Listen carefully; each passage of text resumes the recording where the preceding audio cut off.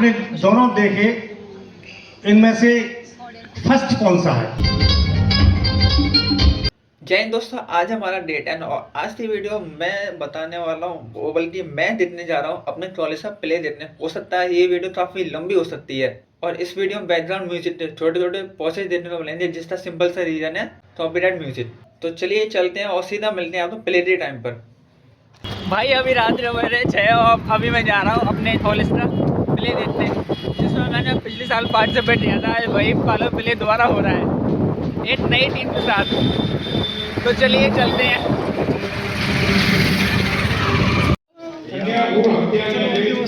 नाटक तो वही कैसी आ रहा है। जो होता है वो अच्छा होता है, जो होगा वो अच्छा होगा, जो हो रहा है वो अच्छा हो रहा है। अब इसके बाद क्या होता है कि एक दिन बीरबल को तो निकाल दिया उन्होंने, राज्य निकाला दे दिया कि बहुत दुष्ट आदमी है, ये मेरा बुरा चाहता है, मेरी उंगली कट गई और ये खुश हो रहा। उनको फिर शिकार की तलब छूटी, बादशाह सलामत बिना बीरबल के चले गए, आदिवासियों ने पकड़ लिया और उनको एक देवी की भेंट चढ़ानी थी। उनको पकड़ ले गए और देवी के सामने उनका संहार करना था, उनको उनकी गर्दन काटनी थी। इतने में ही उनका कबीले का सरदार बोला, ठीक है इसका चेक कर लो, अंग भंग तो नहीं है। उन्हें आजाब इसकी एक उंगली कटी हुई है। राजा को छोड़ दिया गया। ये होता है, जो हो रहा है वो अच्छा हो रहा है, जो होगा वो भी अच्छा होगा और जो हुआ था वो भी अच्छा हुआ। तो भाई साहब चले गए थे तो एक चुटकुला सुन लिया, अच्छा हुआ ना। आइए शुरू करते हैं प्रथम प्रस्तुति आरबीएस कॉलेज की सपनों का सौदा। अर्जुन के तीर सा सद मरुस्थल में भी जल निकलेगा। वर्तमान में हमारा युवा अपने कैरियर को लेकर अनेक समस्याओं का सामना कर रहा है। यह आज की एक ज्वलंत समस्या है। युवा किस प्रकार टूट रहा है। इस नाटक के माध्यम से हम युवाओं के द्वारा युवाओं की समस्याओं को प्रदर्शित कर रहे हैं। लीजिए प्रस्तुत है नाटक सपनों का सौदा।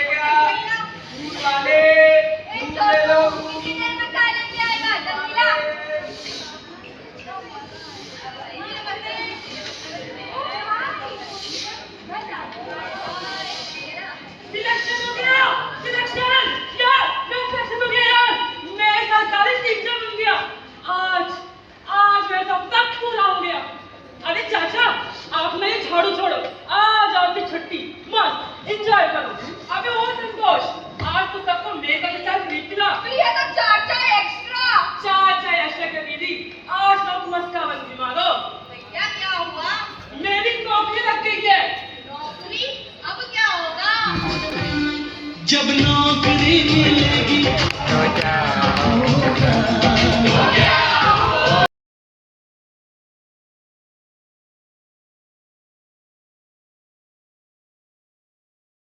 जिस्म पे सूट होगा, पाँव में बूट होगा।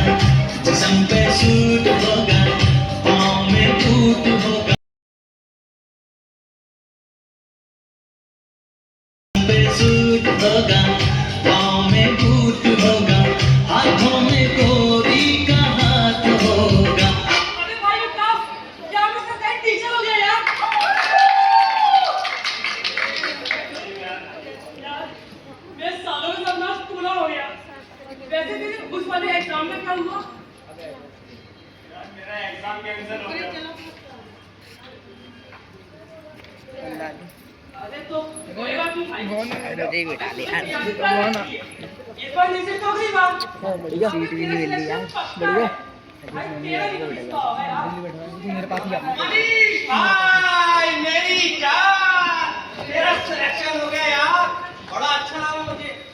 सरकारी टीचर बन गया तू। हाँ देख, मेहनत करने वाले तो मेहनत करते ही रह गए, और तू सरकारी टीचर, अब तो नौकरी लग गई।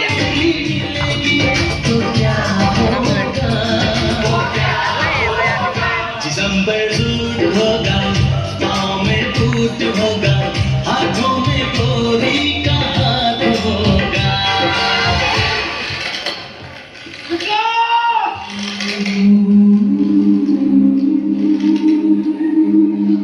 विकास की कहानी ऐसे खत्म नहीं होनी थी।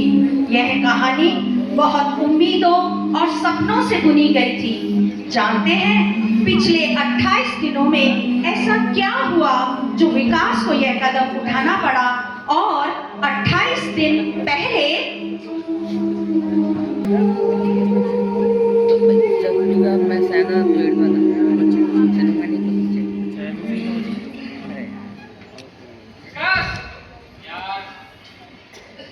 मुझे सवाल समझ नहीं आता यार। कौन से? अरे यार भाई ब्लड रिलेशन। अब तो ये देख क्वेश्चन यार, फोटो में जो औरत है वो राहुल के चाचा की बड़ी बहन की बेटी है, तो राहुल के चाचा फोटो वाली औरत के कौन होंगे? अरे ये सारा राहुल से पूछे यार, मुझसे क्या पूछता है बाबा? असली भाई असली, ये सब आता है ना, तो बड़ी बहन है। अरे यार रट्टा मारेगा तो सब क्लियर हो जाएगा। हर कॉन्सेप्ट की मिल गई हम लोगों को। मैं भी ऐसे ही याद करता हूँ। देख इधर, देख ब्लड रिलेशन के सवाल करने का सबसे अच्छा तरीका पता है क्या है? उसको सवाल के अंदर ले जा। अब मान ले इस सवाल में जो राहुल है वो तू है, तो मुझे बता कि तेरी चाचा की बड़ी बहन तेरी कौन हुई? बुआ। बुआ। और तेरी बुआ की बेटी तेरी कौन हुई? बहन। बहन। तो जो तेरे चाचा की बहन है वो तेरे पापा की भी तो बहन हुई ना, है ना? तो अब मुझे बता कि तेरे पापा की बहन की बेटी तेरे पापा को क्या बोलेगी? मामा। मामा। तो इसका आंसर हुआ मामा। हर सवाल में खुद को इमेजिन कर ले, बस सब हो जाएगा। याद कर लियो। आधे याद है मक्का पार्टी नहीं थी क्या? नहीं तो यार मुझे सुबह मिली थी, किराया मांग रही थी। मैंने कहा शाम को सब लोग में इकट्ठा होंगे तो दे देंगे। भाई लोग 7 दिन एक्स्ट्रा हुए हैं आज, अपना कोई शेयर है मैं दे आता हूँ, इकट्ठा कर लो।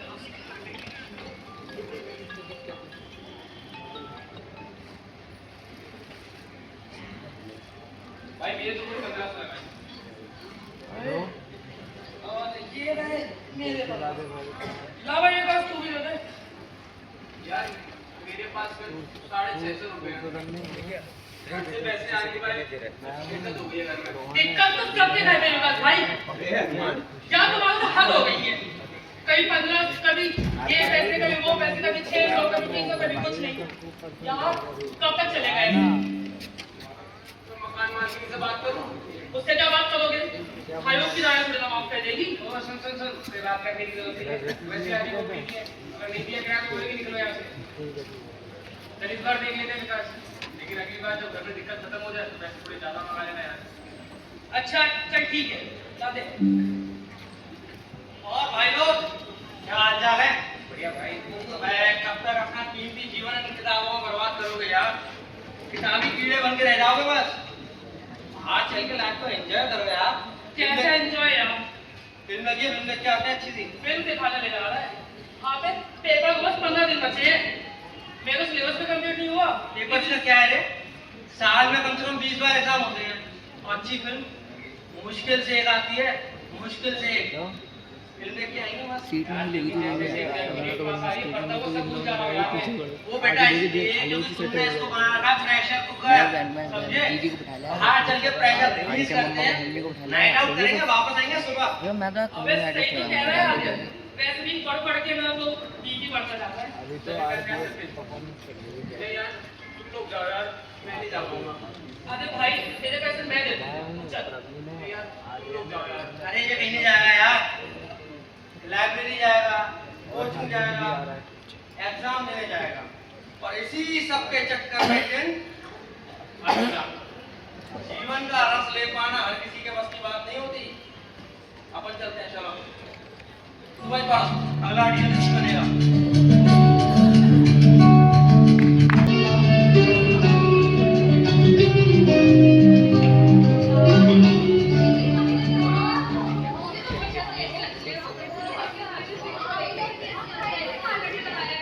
जी मेरी दोस्त की सीट हटो यहाँ से। अबे वो गुंजन, नहीं मेरी सीट है तो पीछे चली जाओ। तू नहीं बैठ सकती? नहीं बैठ सकती। ये सीट मेरी और मेरी दोस्त की है। उनके पीछे पहुंचो चुपचाप। दोनों ये सीट पे बैठ लेते ना। अरे यार जल्दी से खाली कराओ। देख गुंजन, पानी तुझे क्या ना, थोड़ी देर पीछे पहुंचो वरना अच्छा नहीं होगा। मैडम आई है। Good morning ma'am. Good morning. Good morning बच्चों, कैसे हो? पढ़ाई कैसे चल रही है? मैम मेरे दिमाग की खिचड़ी पक चुकी है एग्जाम के प्रेशर से। एक्यूरेसी का ध्यान रखो तो टाइम ज्यादा लग जाता है। नेगेटिव मार्किंग की वजह से रिस्क भी नहीं ले सकते। मैम सारे स्क्वाड क्यों परसेंटेज सब याद किए, और जब सवाल करने बैठती हूँ तो सब गायब हो जाता है। मैम मुझे तो अभी भी ये याद नहीं हो रहा कि कौन सी नदी किस राज्य से होकर बहती है। इसका मतलब पढ़ाई की जा रही है, तभी प्रॉब्लम्स आ रही हैं। देखो बच्चों, मैंने तुमसे पहले भी कहा है, ये जो तुम्हें प्रॉब्लम्स आ रही है ना बहुत कॉमन है। इसीलिए पहले भी कहा है और फिर कह रही हूँ कि रोज मॉक टेस्ट लगाया करो। रोज अगर मॉक टेस्ट लगाओगे फिर उसे एनालाइज करोगे कि कहाँ क्या प्रॉब्लम हो रही है तो सब समझ में आएगा। और अगर मॉक टेस्ट नहीं लगाओगे तो कुछ नहीं किया जा सकता। हमारे क्या पढ़ने वाले हैं? आज कुछ नया नहीं पढ़ने वाले, सिलेबस कंप्लीट हो चुका है। कोई डाउट हो तो पूछ सकता है।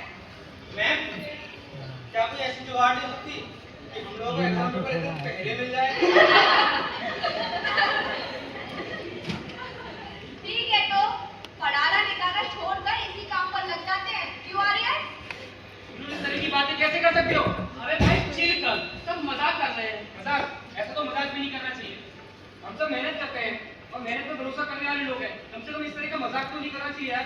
वेरी गुड बच्चों, सभी को ऐसे ही करना है।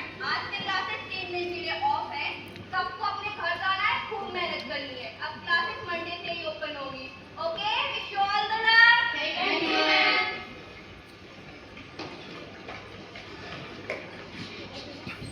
लोग पकड़े थे।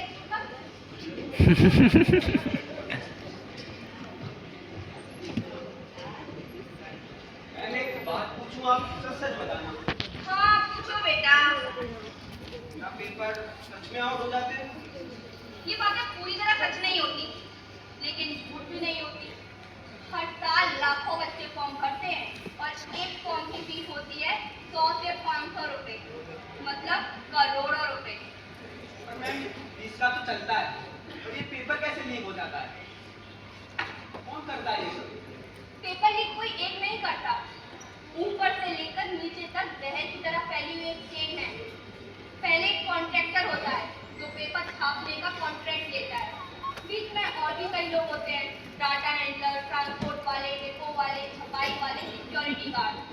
पेपर सेंटर पर पहुंचने से पहले 3 बंद लिफाफों में रखा जाता है, लेकिन बीच का ही कोई आदमी उसकी फोटो ले लेता है और वो फोटो यूं मिनटों में व्हाट्सएप ग्रुप तक पहुंच जाता है या कहीं ना कहीं उसकी कॉपी निकलवा दी जाती है।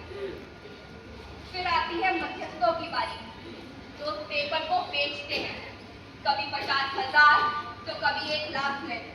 कोचिंग वाले, अफसर, दलाल सभी शामिल हैं। तो हमारा पूरा सिस्टम करप्ट है। सिस्टम कौन है? तुम, मैं और हम सब।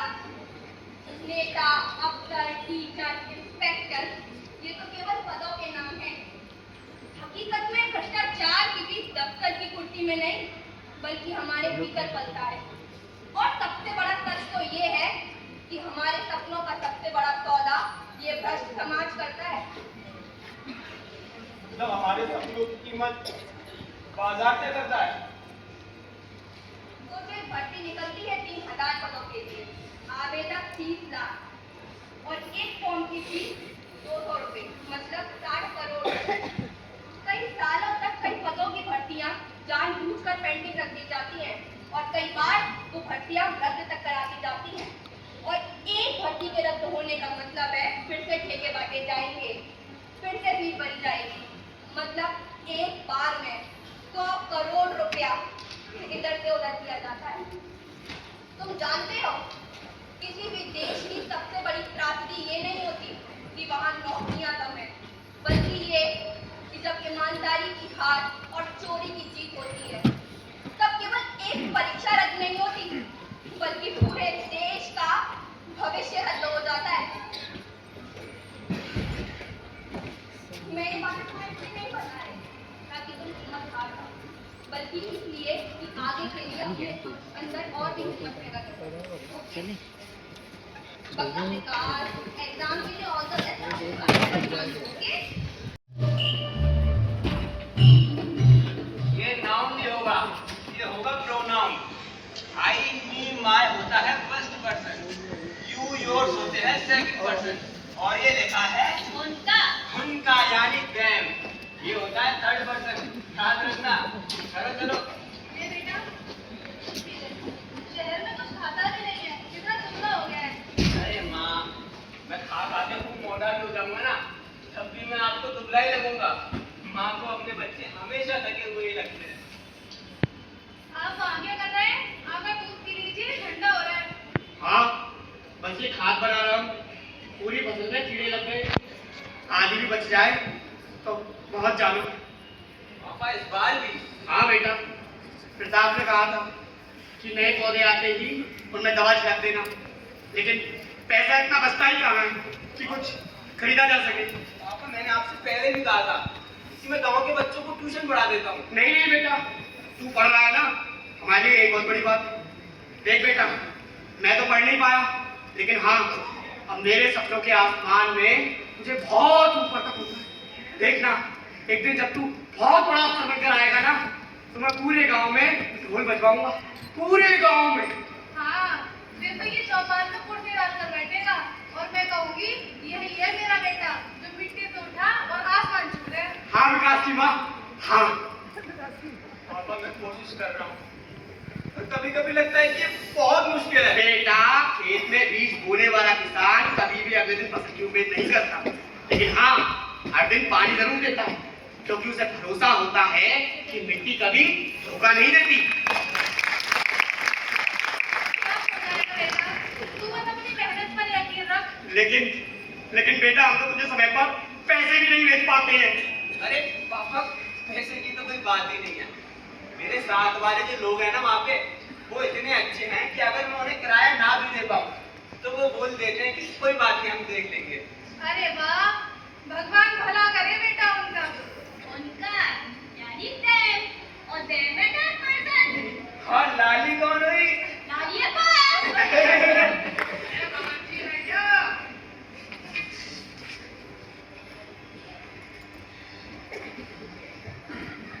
अरे आधे शंभू भैया। अरे बड़े दिन हो गए, सोचा जरा मैं ही देखा हूँ। अरे शंभू भैया, आपने आने तकलीफ तो की, वैसे भी आज मैं आप ही के पास आने वाला था। बेटा साहब की पढ़ाई में इतना डूब गए हो कि हिसाब किताब ही भूल गए। अरे अब तो ब्याज का भी ब्याज चढ़ गया है। नहीं शंभू भैया, मुझे सब याद है। अरे तो याद है तो देखे क्यों नहीं? अरे शंभू भैया, थोड़ा धीरे धीरे बोलो, जरा आराम से बैठो तो सही। लड़का शहर से आ गया है, थोड़ा दम तो ले लो। अरे साहब, हमारा दम तो आपका उधार ले गया। इतना समय हो गया, कहा था कि नौकरी लग जाएगी तो पैसे लौटा दूंगा, ना नौकरी लगी ना पैसे लौटाए। अब तो नौकरी का पीछा छोड़ो। अरे शंभू भैया, बच्चा मेहनत कर रहा है, भगवान ने चाहा जब भी नौकरी लग जाएगी। भगवान तो उन पर मेहरबान होता है बाबा, जिनकी जेब में पैसे हो। ये फालतू की पढ़ाई लिखाई, बड़े बड़े सपने, गरीबों के हिस्से की नींद उड़ाते हैं, लेकिन पेट नहीं भरते। अरे शंभू भैया, मैं कह रहा हूँ ना कि आपके पाई पाई छुपा दूंगा, थोड़ा तो भरोसा रखो। भरोसा तो शंभू से नोट पर करता है। और हाँ, याद रखना, अगर अगले महीने मेरा बकाया मुझे वापस नहीं मिला तो खेत का जो हिस्सा सड़क की उस तरफ है ना, अगली बार आकर ले जाऊंगा। इस बार तो शंभू चलता है, लेकिन अगली बार फिर आएगा।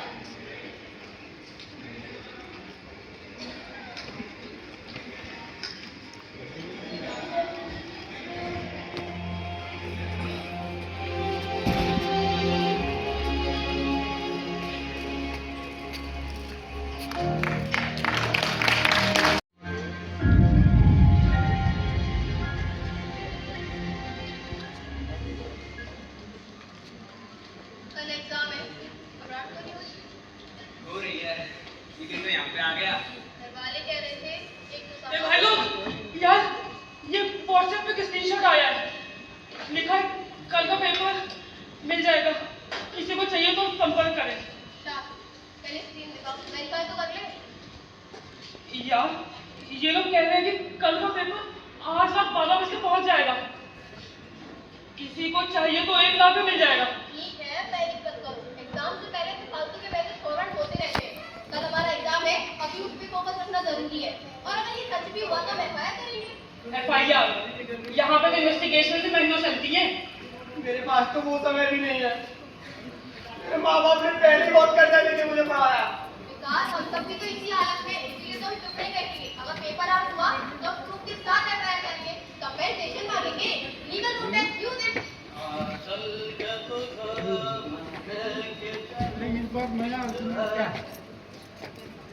क्या हुआ भाई लोग?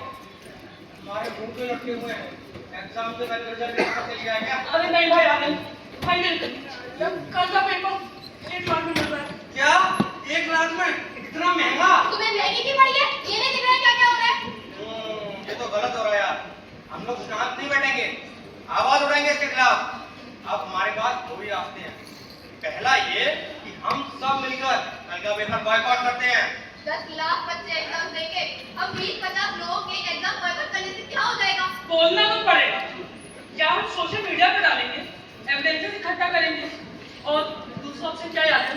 हाँ, दूसरा ऑप्शन ये है कि मैं ऐसे बच्चों को जानूंगा जो ये काम करवाते हैं।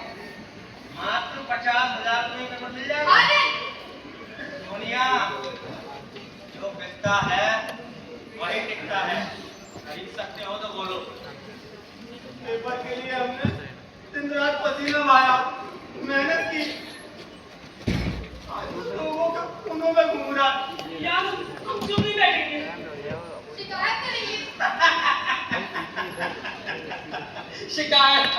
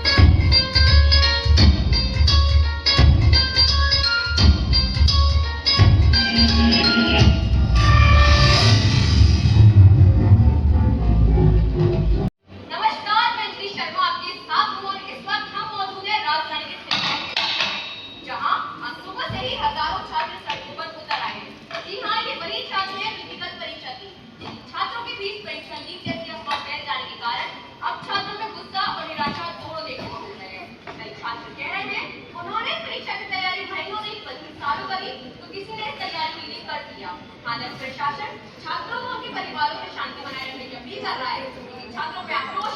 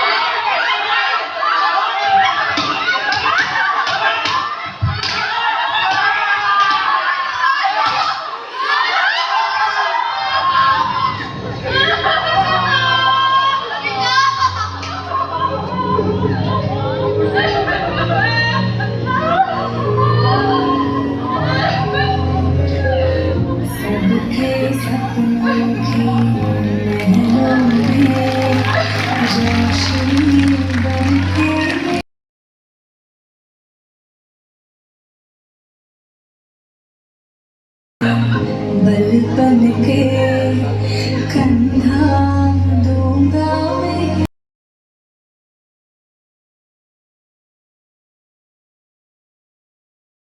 बारिश होकर मैं बरसूंगा ये वादा है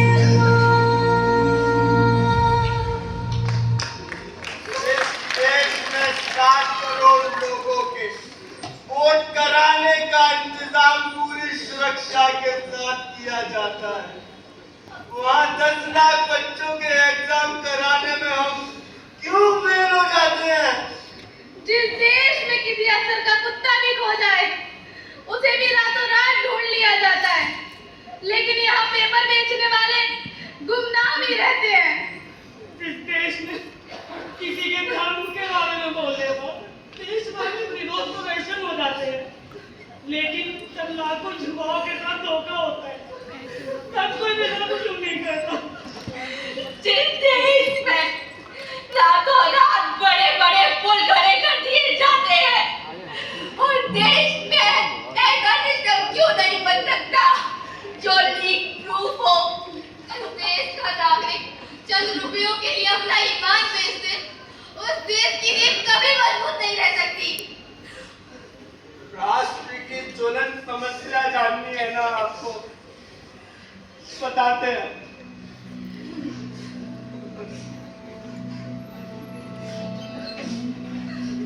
ये लड़ाई 12वीं के बाद शुरू होती है, जब क्लास के सबसे निचले पायदान पर मौजूद सरकारी नौकरी की आस लगाए बैठे लाखों लोगों की लड़ाई। जो MBA, मेडिकल या इंजीनियरिंग जैसी हाई क्लास परीक्षाओं की तैयारी नहीं कर सकते। हमें हर महीने घर से कमरे का किराया, गैस भरने का खर्चा और किताबें खरीदने के पैसे मिलते हैं। तब में पूरा महीना कैसे निकालना है, सबसे पहली चुनौती यही होती है। कोई नहीं जानता कि हम कैसे पढ़ते हैं और ना कोई जानना चाहता है।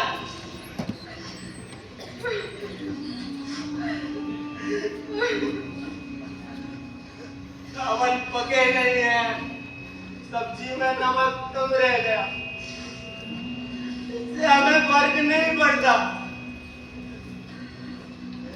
हम कमरे का पंखा नहीं जलाते कि कहीं किताबों के पन्ने ना हो जाए। लाइट चली जाती है तो मोबाइल की टॉर्च से पढ़ते हैं। हमारा दिन 12 घंटे पढ़ने से शुरू होता है और रात सवालों की पूछ से खत्म।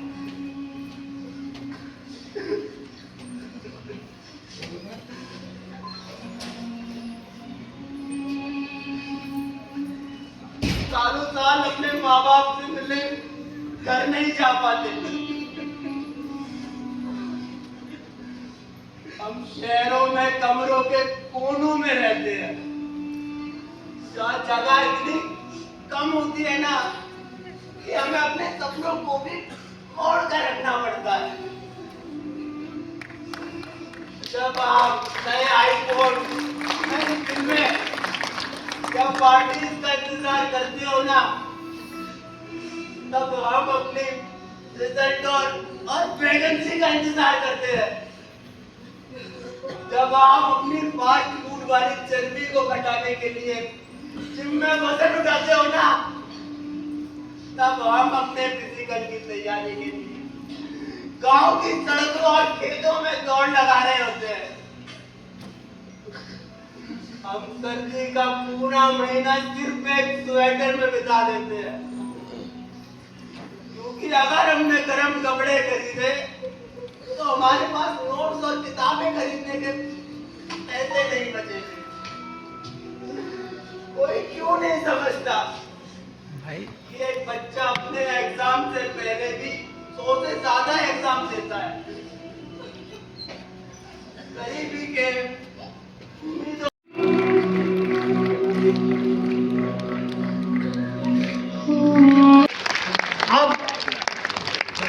अब रह गए 2 हमारे पास। अब आप जज कीजिए, आपने दोनों देखे, इनमें से फर्स्ट कौन सा है?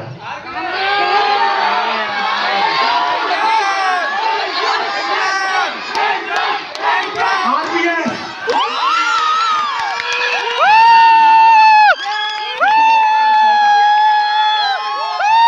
सेकंड पोजीशन पर सेंटर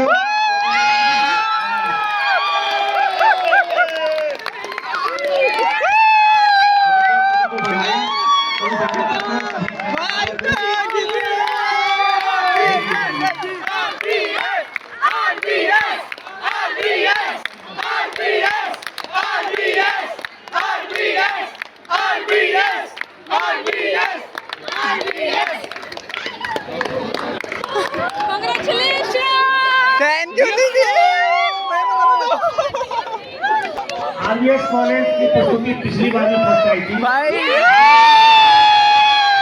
हम ही लोग जजमेंट में थे, मुझे ध्यान है वो कोरोना वाला। जब ट्रॉफी मिलेगी तो क्या होगा, क्या होगा? हाथों में चेक होगा, बड़ी सी ट्रॉफी होगी और क्या होगा? और लाली कौन है?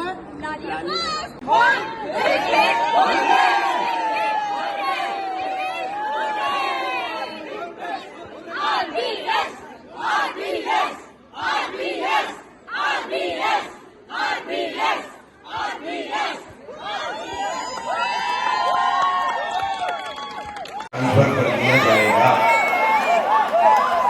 डायरेक्ट बेनिफिट ट्रांसफर ठीक है। अब आइए सांत्वना पुरस्कार वाले सब लोग आ जाएं और फोटो खिंचा लें। आइए कौन सी टीम अपने कॉलेज का नाम? वैसे क्या आपने कभी ऐसा काम किया है? कमेंट में बताना। और आज के लिए इतना ही। जय हिंद, जय भारत।